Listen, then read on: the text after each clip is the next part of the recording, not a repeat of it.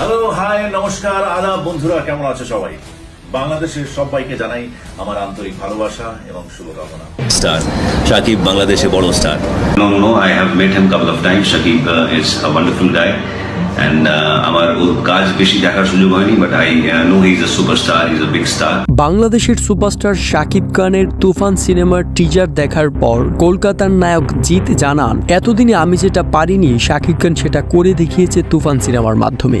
আজ থেকে শাকিব খানকে আমি নিজের গুরু মানলাম। দর্শক, বিস্তারিত জানতে হলে ভিডিও না টেনে শেষ পর্যন্ত দেখবেন। 7ই মে দিনটা কোনোদিন বলবেন না শাকিব খানের ভক্তরা, কারণ এই দিনেই যে বাংলা সিনেমার ইতিহাস পাল্টেছিল মেগাস্টার নাম্বার 1 শাকিব খানের হাত ধরে। তুফান সিনেমার টিজার রিলিজের পর বাংলা ভাষাভাষী সবার প্রশংসার পাত্রে পরিণত হয়েছে বাংলাদেশের একমাত্র সুপারস্টার শাকিব খান।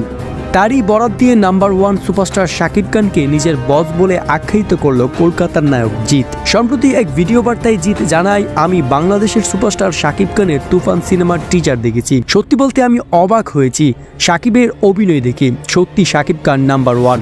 আজ থেকে শাকিব খানকে আমি নিজের গৌরব মানলাম।